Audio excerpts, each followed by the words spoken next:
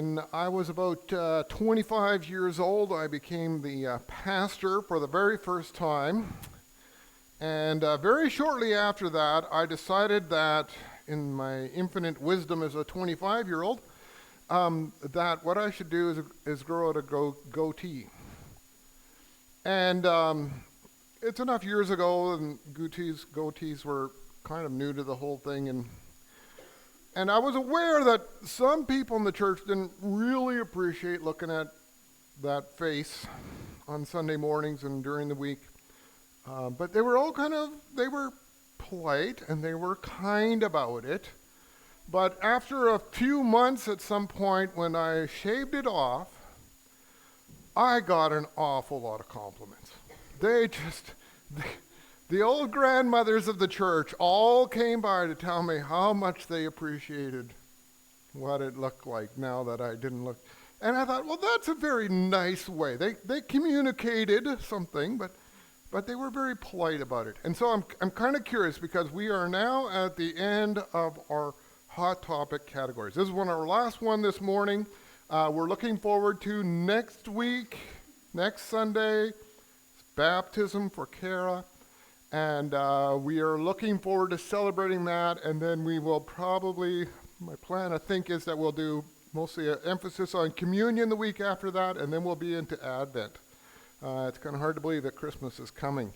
But this is the end of it. So I've kind of enjoyed this series, but maybe not all of you have as much, but it's coming to an end. So I'll find out how many of you want to compliment me next week on how much better the sermon was than the last 6 weeks worth, but it's been good. I think there's a good season to deal with some of the controversial, challenging things of life.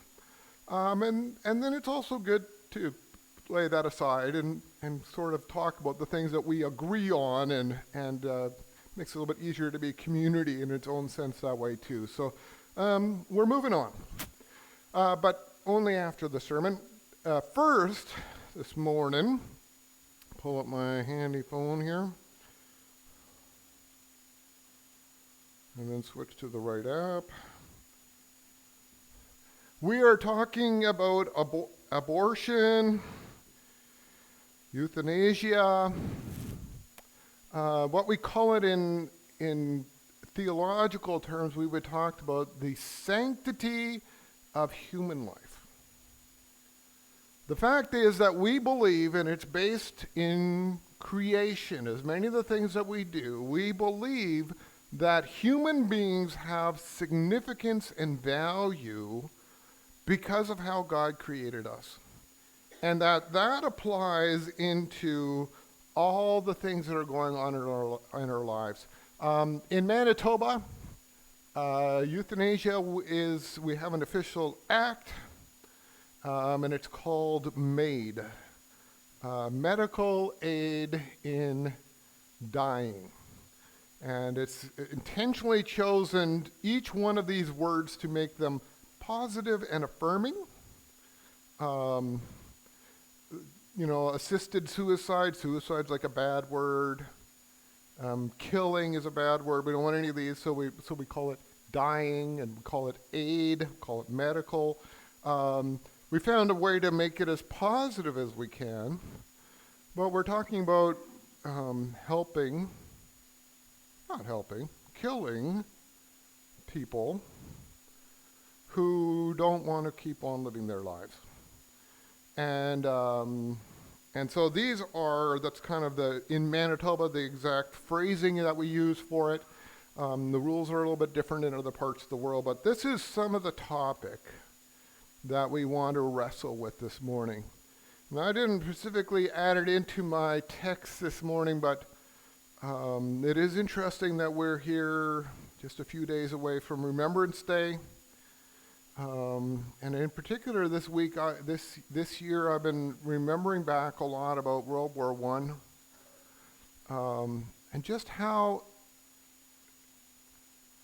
the level of death and killing that happened in World War I was unlike anything that had ever seen before. It was more death and killing than all the other countries of the world put together, all the wars ever done.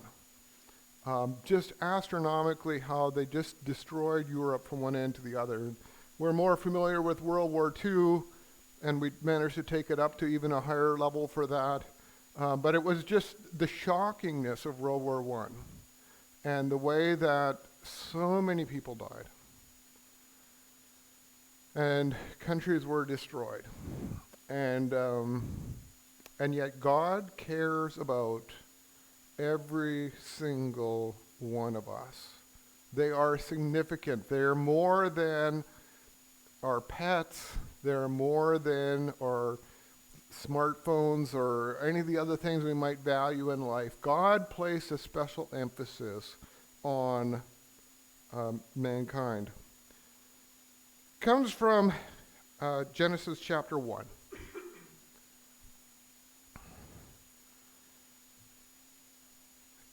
Then God said, "Let us make mankind in our own image, in our likeness, so that they may rule over the fish of the seas and the birds of the sky, over the livestock and along the wild animals, and over all the creatures that came along the ground." And then if you skip down to the bottom, and God blessed them and said to them, "Be fruitful and increase in number, fill the earth and subdue it. Rule over the fish in the seas and the birds in the sky and over every living creature that moves on the ground." We've mentioned this many times before, but in the Old Testament especially, and very often also true in the New Testament, when they want to pull a point out to something like this, they start building this image to show you where the heart of the message is. And so this neat imagery of the fish and the birds and the creatures coming along to draw your attention to the center of this thing. And then, and I'll just pull those verses out specifically. So God created mankind in his own image. In the image of God, he created them. Male and female, he created them. And we have an ABBA pattern right here in the center of what he's already been drawing attention to. This is to draw it out to Hebrew people who would have read this, would have told them, this is the key focus. This is the heart of this part of the story of creation. That, and it's in the English, when we pull it in here, it sounds awkward. And lots of times when you read this in the awkward kind of thing of it, you say, oh, this maybe is a reminder that there's something here that's important. God created mankind in his own image. In the image of God, he created them. Unlike all the things that God created, God set aside, it's clear emphasis through Genesis and through all the Old Testament and New Testament, that God placed mankind as a special level above all the rest of his creation. And we could pick out on some of the other passages that talk about this, but this is foundational. That human life is important, and that humans are made in the image of God. And it's interesting that God breathed life into mankind. The rest, all the creatures of the world, God spoke and it happened. But there's an intimacy of how God brought life to us that's different than all the other parts of creation. Our world tends to value things by what they can produce.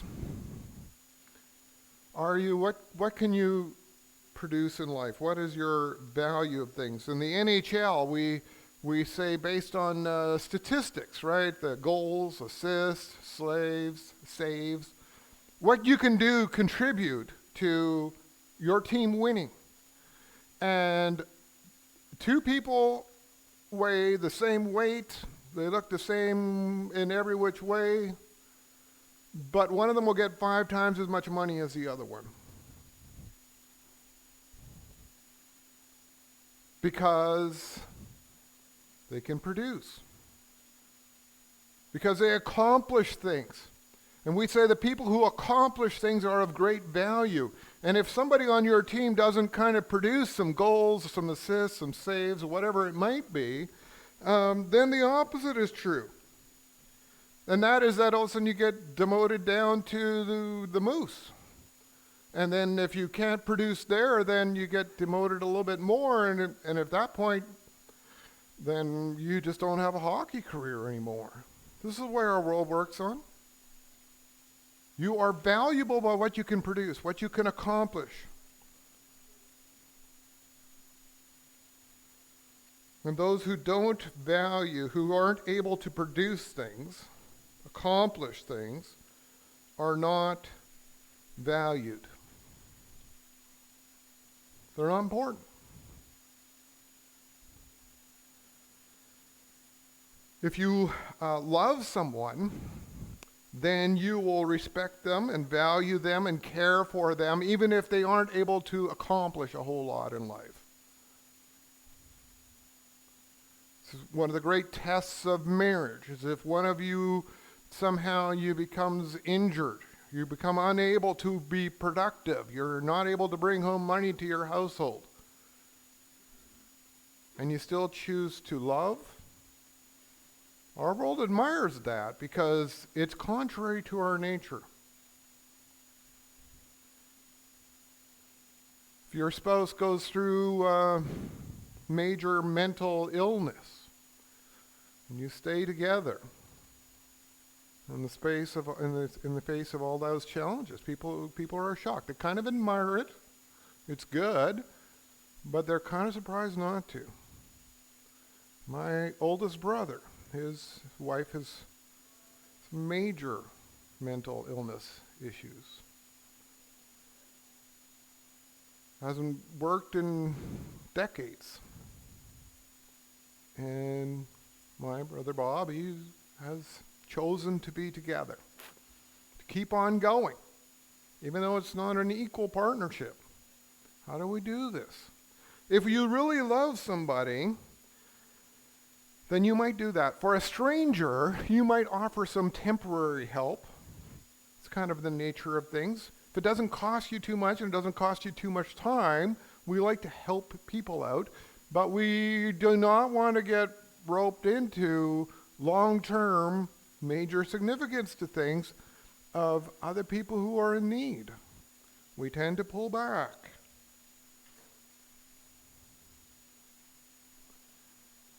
And so we have people in this world. Then maybe you put yourself in that category and say, I'm in that category. But we have people in this world who aren't valued by what they do. And what happens to our world in situations like that? We're going to pick up the two that we talked about. But I thought I'd go through some of the ones that have been addressed that we won't talk about this morning. The first one is about people who get old, and in particular people who becomes widows or widowers. And they find it hard to even walk. Some of them don't walk. Their minds don't work as well as they do, and they're not as quick as responding as they used to be. And who cares for the aged? Who says they still deserve to be respected and honored and taken care of, even though they can't really produce anything anymore? And it is interesting because the history says that over the years, it was the church that did these things. We have now had the government get involved into this process. But most of the personal care homes, old age seniors places, they've all been started by Christians, by church organizations. And now we've added in, the government has gotten involved to care for seniors. And this is commendable. It's why it's not really an issue, because our government has now decided to step in and help out with that. But to begin with, it was the church who did this. They're the ones who said, Once it becomes too big a burden for a family to carry, or if there isn't a family that can carry someone who's a senior, that they should be cared for. They're of value. The children, the orphans, our own children, we love them very much. So even though you kind of have to help them along for a lot of years and take care of them very much physically, and then they go through the teenage years, which is a certain challenge for your parents as well. I will tell you this, a bit of a mental stress. Sometimes you have caused us a little bit of stress, sometimes. Yeah. And why do we put up with our kids? Well, we love them. Partially also we have some hope that maybe at some point they can help us out, like maybe when we get older, they might care for us, take care of us. Might not just always be one-sided. But what about kids who don't have homes? They need somebody to care for them. And they don't have parents, they don't have family. It has been the Christian church. They're the ones who started these organizations. They're the ones who provided for them. And now, yes, we've had the government get involved in this thing. There's a lot of government money to this. That's great. Unfortunately, kids need more than just money. But there's a sense to say that, yeah, we want to, in Canada, we've said it's a priority. We want to make sure that all kids have received the necessities of life. And we're committed to do that. First of all, it started off with the church, and then others got involved as well. One of my brothers adopted 4 children from Ethiopia. The boys, the 2 brothers, were living on the street. We don't really know exactly how old they are because they don't know how old they were at the time, but probably like about 7 and 4.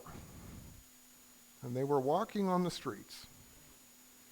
And a Christian organization came by and started helping them out, providing them, and eventually provided them a home in Canada to do that. But in Africa, there's not a lot of support for children who don't have this. What there is the only thing that's really left is Christians. And around the world, Christians gather together to say, you know what, children, if there's no one else to care for them, we need to step up. We're not going to get any money back from them. They can't pay off what we need. But we value their life to be worthwhile. We're going to make it work. Those who are injured, those who are disabled.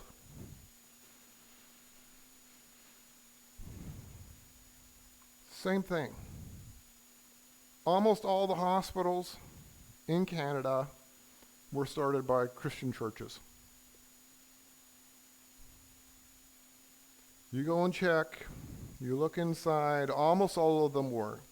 And now slowly the government has gotten involved and cared for this kind of stuff. And that's great.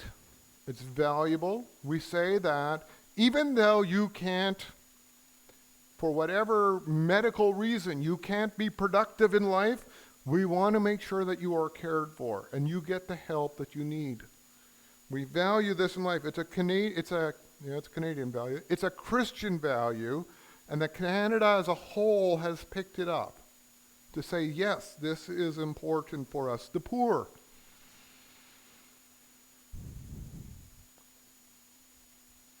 Again, it was the Christian church who ran all the organizations that cared for the poor.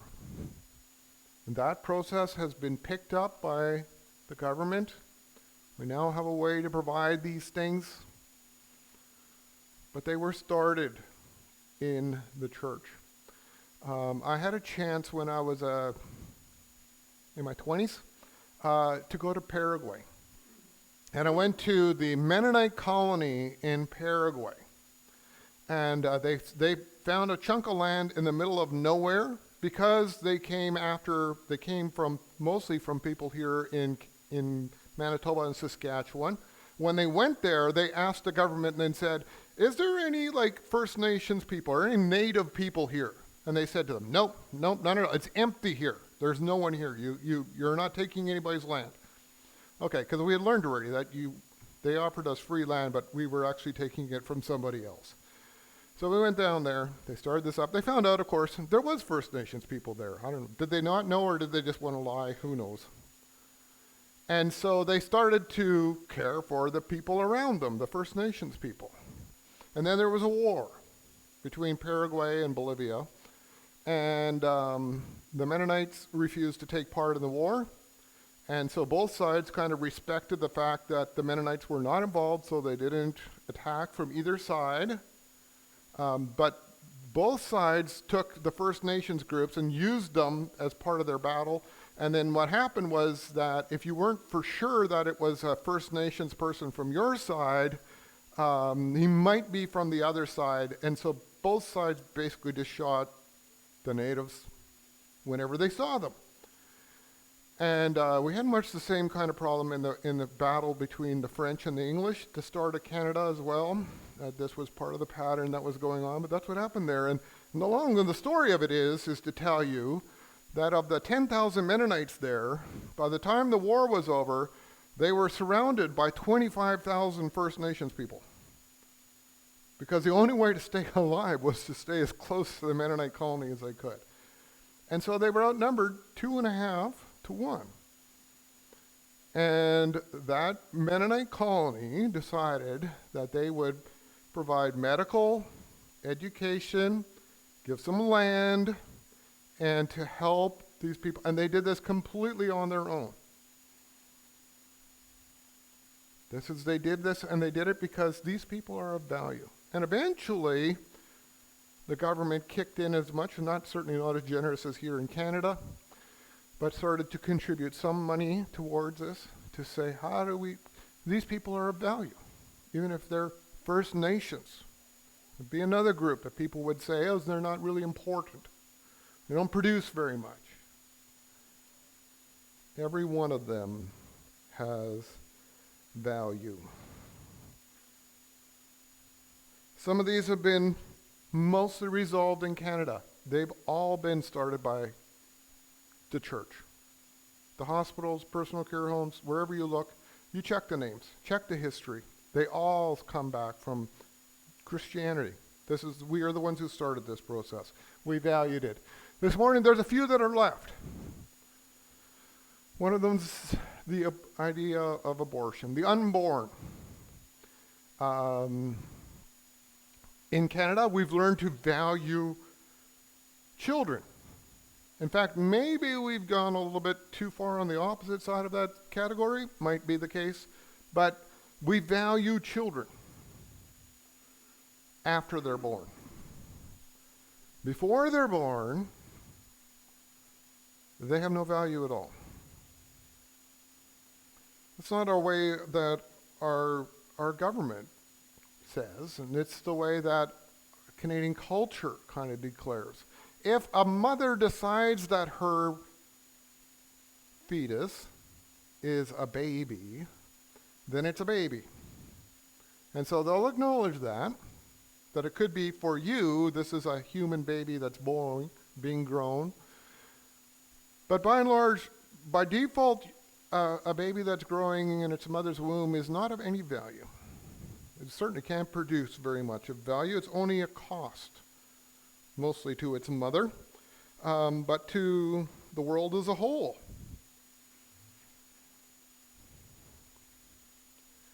Psalms 139. For you created my innermost being. You knit me together in my mother's womb. I praise you because I am fearfully and wonderfully made. Your works are wonderful. I know them full well. Your frame was not hidden from you when I was made in the secret place. When I was woven together in the depths of the earth, your eyes saw my unformed body. All the days ordained to me were written in your book before one of them came to be. We had a few weeks ago in Kids Connect, we had a discussion about where babies came from. I don't know exactly how we got onto that, but it's interesting. Kids are creative and thinking, and so they start wondering about things. And so I proposed to them that God created babies. And some of them pushed back on me that mom and dads create babies. And so we had to work through some of this together. But God is the one who put our bodies together. From a single cell to 2 to 5 to 10 to billions of cells. God's the one who wove all of this. He thought it was important when it was so small that nobody knew that it was there. God knew that life was there and valued it. And it's wonderful. God cared about it because he considers all human life to be of value. It's interesting that we have an emphasis to this found in the rules in the Old Testament, Exodus chapter 21. And it has to do is if you injure a woman who is pregnant, and it doesn't impact the mother, but it impacts the baby. And they lay down some rules and some principles to say that if that baby, even though it's not yet born, has been injured and impacted, that this applies, that it's still a human being. It still matters. It's still significant. And so it's interesting that we have some passages that speak to this. That even when we're unborn, before we're born, God valued us, and we are called to value each other. We have some issues, lots of issues, related to abortion. What about if there's danger, or even the possibility of death, for a woman? We've done a lot to reduce the risk to pregnant mothers, but it's still not down to zero. There's a cost. There's a risk to give birth and to carry a child. And there are times when things are not working and everybody knows it's not working and they realize that there's severe consequences coming down the road. How do we deal with some of these? Sometimes they know that because of some of the challenges that happen, that a baby cannot make it to the end. Maybe it's attached itself in the wrong place. It can't keep on going. It will not. It never has. But the longer that baby grows, the more danger it brings. What do we do? What do we do about examples of rape or incest? And a mother a lady is carrying a life that is a reminder of some pretty horrible stuff. What about if it's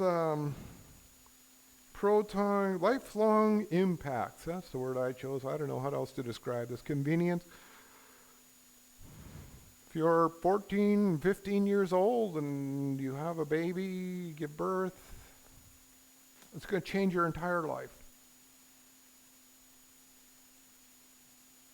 Our world says, no, it makes sense. It's an inconvenience. And it's one that's going to last for a lifetime.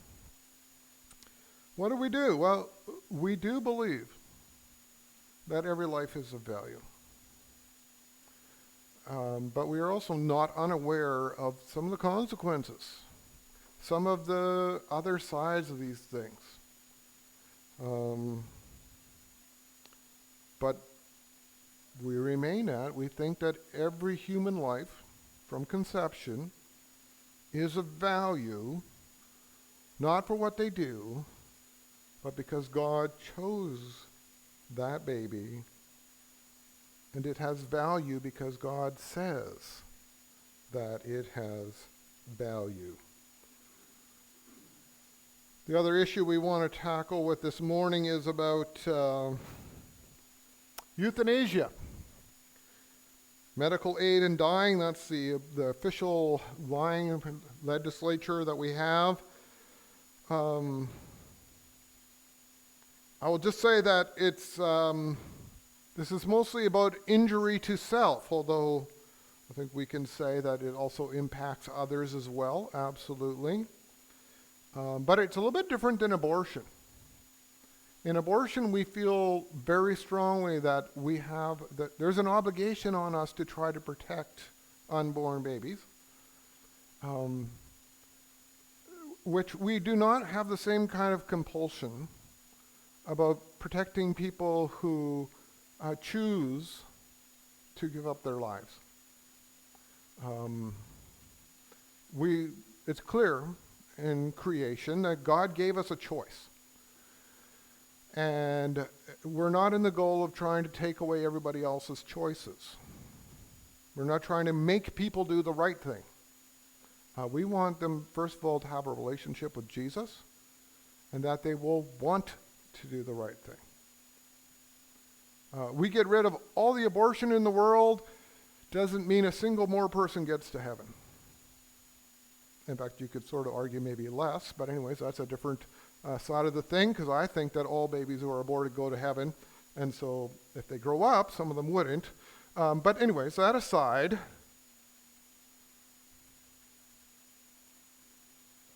we need choices. It doesn't help to get people to do the right thing. What we want them to do is to have a relationship with Jesus, and then it will change their lives. And that part of how we learn to choose to come to Jesus is because we make wrong choices. It's important for our kids who grow up to have the freedom to make some wrong choices, so they can suffer the consequences of wrong choices, so they can learn.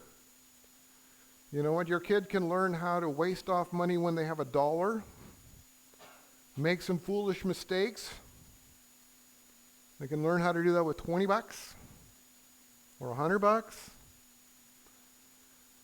It's infinitely better than when they start making choices with $20,000, $100,000. And unfortunately, we learn by making mistakes. This is God, it's part of his infinite plan to let us have choices, not because he wants us to make wrong choices, but because he wants us to choose the right thing. So we want to encourage people to choose to value their lives and to value what they do. If we feel that even seniors, people who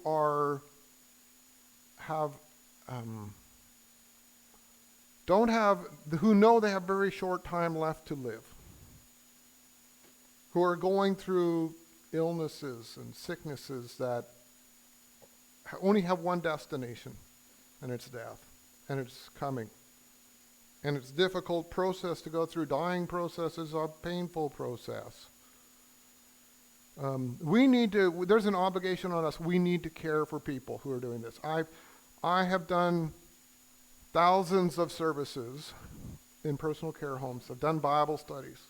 Seniors, people in personal care homes, deserve respect. They deserve the dignity of life. And we need to provide people who are going through these. If we say that they shouldn't just kill themselves, then we have an obligation on us to say that we're going to care for these people in our lives. I think that with the whole idea of medical assisted dying, we can just say, no, we don't agree with this. We accept it that this is what our government allows, and we accept that people choose this. We don't approve of it. But there are smaller degrees. What about when we cut off our medications? What about as we add morphine?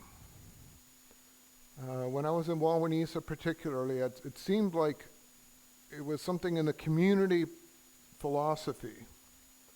They just knew that when somebody kind of got near the end, and I heard this many times over, repeated there, they would say to the doctor, like, why don't you just give them more morphine? Why don't you just give this person more morphine? Because they know that if you just increase the morphine, people just go to sleep, and it's very peaceful, and within an hour, if you just keep increasing your medications, they're stop breathing. Life comes to an end. And so, listen, they were lobbying the doctors all the time. Increase their morphine. I think we should, seems like they're feel uncomfortable. I think maybe we should give them more morphine. And it was very clear that this conversation was about, we'd like this to end. We'd like it to come to an end. How do we deal with some of these? And it would be nice if we had some simple solutions. What about when we cut down medication? We sort of would say as a general principle that we allow nature to take its course. But once we get into the details of this, it becomes a lot more complicated. And I think some of this is we just have to weigh these ones out issue by issue. And also that you need to hold to your own conscience. And acknowledge that some people might feel comfortable with these things and not with others. We need to be willing to do this. I should give you an example of this. Let's say, increasing morphine, that's certainly one of those. But also reducing people, let's say, who get dementia. You can reduce, maybe you had heart medication. They could keep doing it forever. But if you stop the medication, then they might well end up with a heart attack. And then you decide to stop that. One of my aunts had a pacemaker. Then they decided at some point that they would not replace the battery and just let it stop. And allow it to take its course. Are you comfortable with that? I think we would find ourselves on different sides of some of these kinds of issues. We have a principle. The principle is that human life has value, that all human life was created in the image of God.